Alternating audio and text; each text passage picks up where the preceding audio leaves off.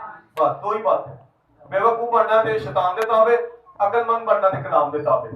कलाम कहता है कि तुम एक दूसरे को क्या करो, माफ करो। कलाम कहता है कि तुम अगर कुर्बान का पे कुर्बानी चढ़ाना, तुझे याद है मेरा भाई मुझसे नाराज है, कुर्बानी नहीं छोड़, सब तो पहले अपने कराना क्या जाके कर सुना कर। कलाम कहता है कि अगर तुरी दाएं दाएं गाल पे तमाचा मार तो बाया भी उसकी तरफ क्या कर दे, फिर दे। कलाम कहता है कि लानत करने वाले पर लानत, बाकी कलाम कहता है कि लानत करने वाले के लिए क्या चाहो, दुआ करो। बरकत जो तुम्हें सताते हैं उनके लिए क्या करो, दुआ करो। जो तुम्हें नातन करते हैं उनके लिए क्या चाहो, बरकत चाहो। अब मुझे ये बताएं, बेवकूफी की हालत इंतहाई लोगों के अंदर है और अक्लमंदी की हालत इंतहाई कम लोगों के।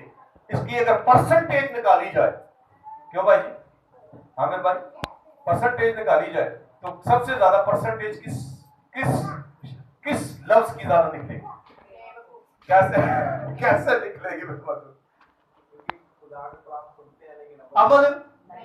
अगर मैं कहता हूं अगर नेट के ऊपर सर्च की जाए ना, वैसे मैं एक सवाल को ना बनाऊंगा, मैं कोशिश करूंगा इसके ऊपर एक वीडियो बनाऊं और मैं परसेंटेज जो ना छोड़ूंगा कि अक्लमंद शख्स बाइबल के ताल्लुक से उसकी परसेंटेज कितनी है दुनिया के अंदर और बेवकूफ लोगों की परसेंटेज लोगों के अंदर। कहते ना, मैंने पिछले दिनों में एक वीडियो बनाई थी, 7 और कुछ समथिंग मिलियन बिलियन जो है लोग दुनिया में है इस वक्त हमारे पास, खरब, 7 खरब से ज्यादा दुनिया के अंदर लोग हैं इस वक्त 2021-22 की उसमें। अगर 7 खरब के अंदर दुनिया के लोग अंदर हैं तो साहब वालों खुदा की नजर कितने बेवकूफ थे, कितने अकलमंद हो। खुदा ने भी कोई ना कोई परसेंटेज अपने को बढ़ा के रखी हुई है। बेवकूफ है कहते हैं तो कलाम साफ साबित करता, अखा खोलने की जरूरत नहीं है, कुदरी दाएं बाएं जानने की जरूरत नहीं। कलाम कह रहा है जेड़ा अमल करेगा की होएगा, तो जेड़ा नहीं अमल करेगा की होएगा।